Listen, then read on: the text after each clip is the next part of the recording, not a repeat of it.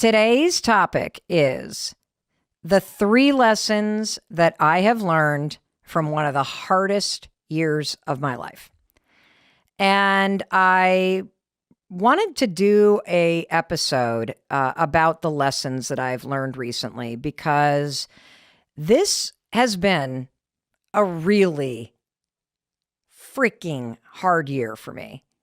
And there are so many of you that listen to this podcast that are new friends of mine that have met me after the podcast is launched. And you may find it surprising to hear that this has been a really, I'm talking, if I had to rate 0 to 10, how hard it was, 0 being this was a cakewalk, 10 being this sucked sour eggs. This year would be about a 97 on a scale from 0 to 10. And if you listen to me today, you think, well, how could that possibly be? You've got one of the top ranking podcasts in the world. You've come out of nowhere and are just crushing it, Mel.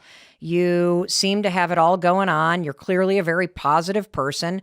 How could this possibly have been the hardest year of your life? Well, you're seeing me after the hardest year.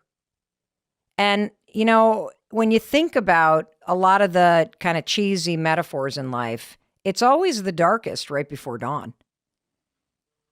It's always hard right before it gets easy. And I think one of the things that's true about life is that life requires you to get lost right before you find yourself again. And I'm not going to lie to you. It sucks when you feel loss. It sucks when life is hard. There is nothing fun about it. I do not wish it on anybody. And I also know that it is unavoidable.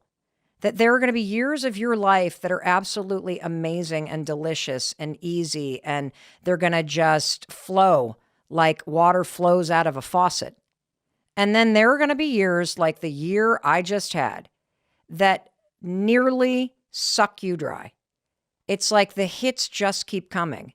And so I'm going to just at a top level tell you some of the reasons why this year was super hard for me. And even preparing to talk to you about this, thinking about what life looked like just over a year ago, I started to get emotionally triggered. Just talking about how hard it's been makes me feel stressed out again. So, let me just kind of go back, about a year. So a year from now, I was so burnt out. I had been running on adrenaline for years. The more successful I became, the more unhappy I was. For 2 years, I had been living separately from my husband and our son because we had raised our kids in Boston, and that's where my business was. And during the pandemic, remember that? During the pandemic, our son made this decision that he wanted to go to school in southern Vermont. And so my husband and our son were living with my mother-in-law, and he was going to the public school 3 hours away from me in southern Vermont. And I was down in Boston working. And so I was living alone. I was not near my husband and son. I would see them on the weekends. I was driving back and forth, and it was just beating me up. On top of that, there was some stuff going down at work that was super painful. I had somebody very close to me that betrayed me. I mean, they stole from me, they lied to me, and it had been going on for a while, and it all kind of blew up a year ago. And so here I am feeling lonely, feeling burnt out. I'm looking at a massive betrayal. And I don't know if any of you have ever had that experience where somebody deeply in your inner circle steals from you, lies to you, does something to you like that. But it just takes you to your knees. And I was super just unhealthy. I had not been exercising consistently. I was grabbing the alcohol to relieve the stress and loneliness. And in preparing to talk to you about this today, I went back through my camera roll and back through my calendar. And, it's a wake-up call because you kind of forget how bad things are once you get through it. I mean, when you're in the soup of it, you feel like you're drowning in sludge. But when you get through it, it's almost like after you have a baby, you forget the pain of labor. Looking back at my photos from last year, seeing me so worn down, I looked so pale. I looked like a dolphin. You know how dolphins have gray skin? I had no brightness to my face. The life force was just drained out of me. And, that's just kind of the tip of the iceberg. I was in therapy. I was trying to sort stuff out, but I was just miserable. And if I'm being honest, I had been miserable for a while. I had just been pushing through. Life felt very hard. And I knew deep down that something had to give. I knew that I could not continue to go on living separate from Chris and Oak, going back and forth, feeling so burnt out, surrounding myself with friendships or relationships where I wasn't feeling supported. I was actually getting betrayed. And I knew I had to do something. And it may surprise you to hear me say, I just felt stuck. And I had all these excuses for why I had to keep going and all these excuses for why I, couldn't change things. And I also felt like this was getting done to me. I don't know if you've ever heard that quote that, life is happening for you. I hate that quote because I'm like, no, it's not. Life is happening to me. Don't tell me when my life isn't working that this is happening for me. Screw you. Well, then something happened. What happened is in December, I had a conversation with a really good friend of mine. And my friend's name is Pete Sheehan, and he's known me for a long time. And he said, Mel, you are more miserable than I have ever heard you. And I think that it's time that you truly get control of this, that you focus on your happiness, that you make some serious changes. And this brings me to lesson number 1.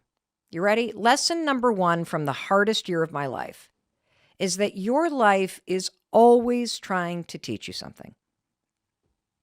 You may not want to learn what it's trying to teach you, but your life is always trying to teach you something. Whether life is going easy, it's trying to teach you something. You know what life is teaching you when life is easy? It's teaching you what works. It's teaching you the habits and the kinds of people that make you feel good. It's teaching you what life working looks like. And you know what life is teaching you when life is hard? It's teaching you what is broken. It's trying to wake you up. And what I've learned the hard way, do not do what I did.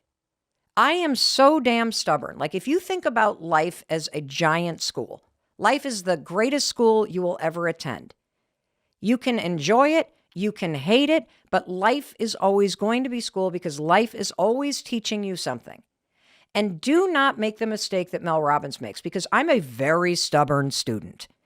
And what happens is if you don't get the lesson that life is trying to teach you, life just brings out the sledgehammer. And that's what happened to me. It just hit me over the head with a freaking sledgehammer. And so I want you to stop for a second right now. And I want you to think, what is my life trying to teach me right now? And here's a simple exercise that my friend Pete gave me. It's so dead simple, it's kind of nuts. You're going to take out a piece of paper. He said, Mel, take out a piece of paper. And I have my journal here. You can hear me flipping it open right now because this is what actually happened.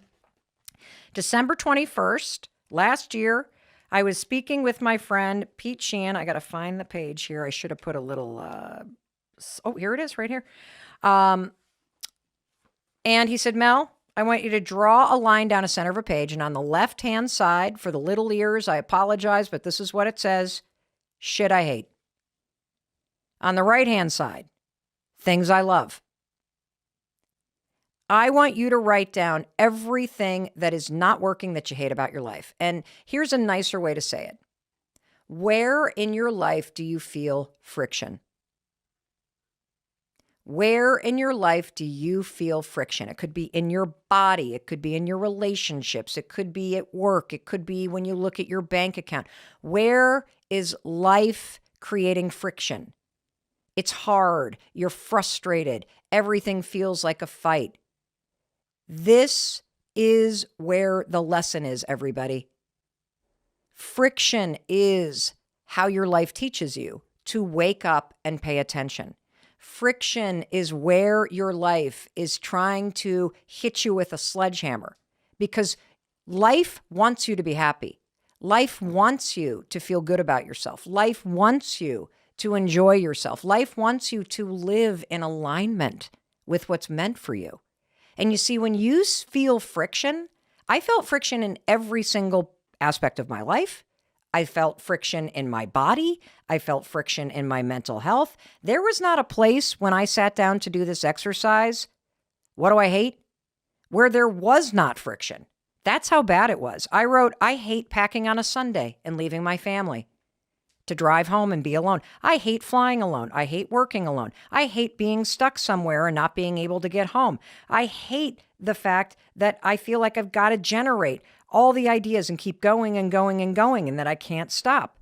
I hate feeling insignificant. I hate feeling disconnected. I hate feeling like I'm just going with no plan. I hate feeling disorganized and dropping balls and ADHD and lack of support on the administrative side of my life. I hate feeling overwhelmed. I hate having to set up technology. I hate never seeing my friends. I hate not knowing what's going on. I hate having nobody to handle things to. I hate that I feel like everything is a broken process. I hate working remote. I hate not knowing how everything I'm working toward is going to connect to something bigger. Wow, that's a lot of stuff that I hate.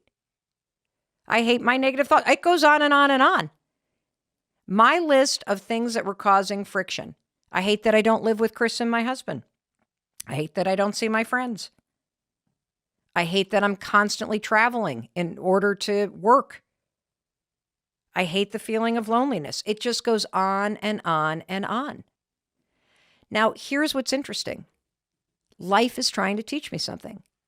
And what my life was teaching me with a gigantic sledgehammer is that it's not working. It's not working. Wherever you have friction, there is either a broken process or a broken set of relationships, or there is something that is no longer aligned with you, or there are the wrong people around you. That's all that it is. And see, we get so attached to the way that things are that we don't get the lessons. And when you don't get the lessons, you close off what could be. And I'm here to tell you that you deserve to have a life where you don't feel friction every day.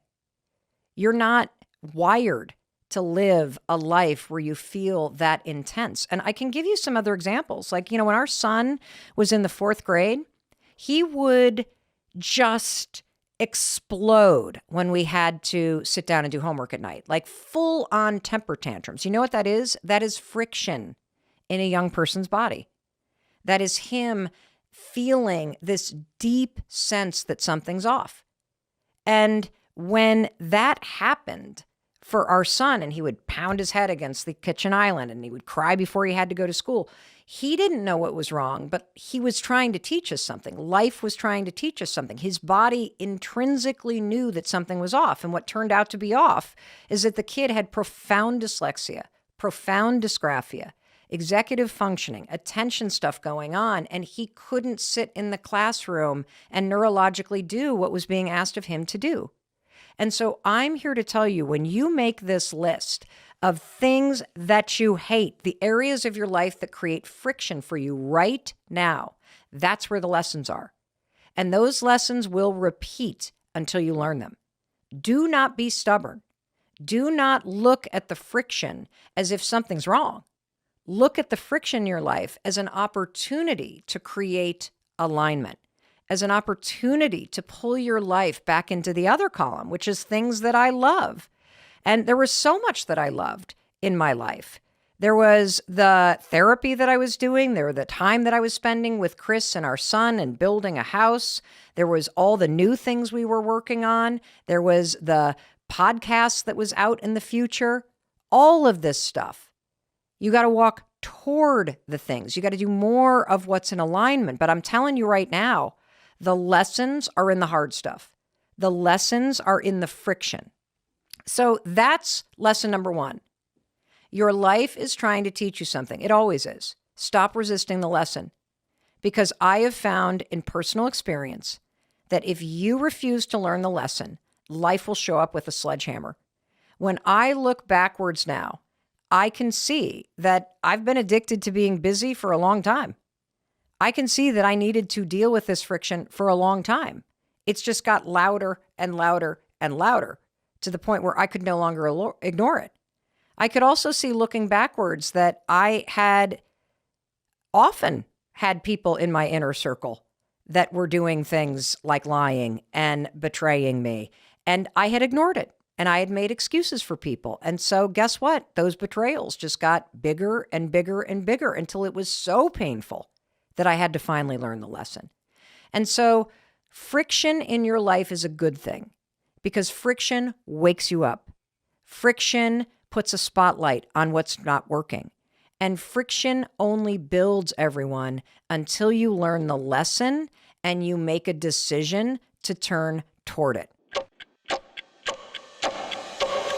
Today's topic is the 3 lessons that I have learned from one of the hardest years of my life. Like, I'm talking, if I had to rate 0 to 10, how hard it was, this year would be about a 97.